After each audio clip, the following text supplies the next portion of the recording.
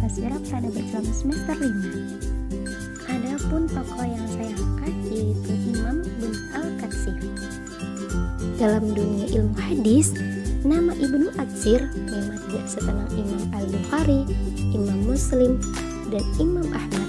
Namun demikian, para ulama hadis sangat apresiasi karya ilmiah beliau dalam salah satu aspek ilmu hadis yang beliau dalami dan merasakan akan manfaat yang besar di dalamnya. Ibnu Al-Atsir.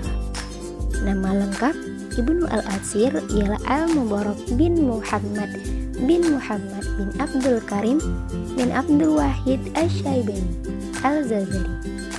Beliau lahir pada tahun 544 Hijriah di sebuah wilayah bagian dari Turki. Ayahnya bernama Syahab ad-Din Abu Hams Umar bin Katsir. Ibnu Atsir merupakan salah satu dari 3 bersaudara yang semuanya ilmuwan terkenal dan penulis di bidangnya masing-masing. Imam Ibnu Atsir wafat pada tahun 606 Hijriah dalam usia 62 tahun. Adapun kontribusi nyata yang dilakukan Imam Ibnu Al-Atsir ialah dalam kitabnya yaitu Kitab An-Nihayah fi Gharibil Hadis wal Atsar, yaitu suatu kitab besar berjumlah 7 jilid yang banyak dikaji di Indonesia, di mana diterangkan di dalamnya lafaz-lafaz hadis yang sulit dipahami sehingga memudahkan para ahli hadis untuk memahaminya. Karena kitab Ibnu Al-Atsir sendiri sudah tersusun secara struktur dibandingkan dengan kitab-kitab Gharibul Hadis yang lain. Seiring dengan perjalanan waktu, kemampuan ilmiah beliau pun mencapai kematangan.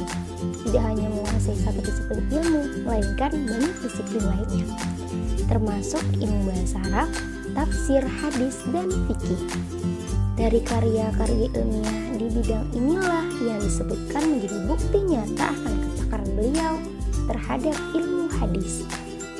Akan tetapi, dari seluruh aspek keahliannya itu, yang didalami beliau dalam ilmu hadis terutama yaitu ilmu gharib, dan itulah yang paling menonjol di dunia Ibnu Al-Atsir. Imam Asy-Syafi'i berkomentar bahwa kitab Ibnu Al-Atsir ialah kitab terbaik dalam bahasan Gharibul Hadis, paling lengkap dan terkenal, paling sering dipakai, serta dalam artian kitab An-Nihayah fi Gharibil Hadis dijadikan sebagai salah satu julukan utama dalam mendalami ilmu hadis. Tidak hanya itu, karya dari Al-Atsir bahkan masih banyak lagi yang mendunia. Di antaranya ada Jamil Usul fi Akhatiyar Rasul, Asy-Syafi'i, Al-Mukhtari fi Manaqibil Akhyar, Al-Badi, dan Al-Insaf. Dalam sejarah kehidupan yang harus dilalui, beliau pernah mengidap suatu penyakit yang akhirnya melumpuhkan fungsi anggota geraknya, yaitu 2 tangan dan kakinya. Dan dari dampak inilah, beliau pun tidak bisa lagi menulis sendiri. Kendati mengalami hidup dalam keterbatasan secara fisik, hal itu tidak menghalangi beliau untuk mewariskan ilmu-ilmu bagi umat.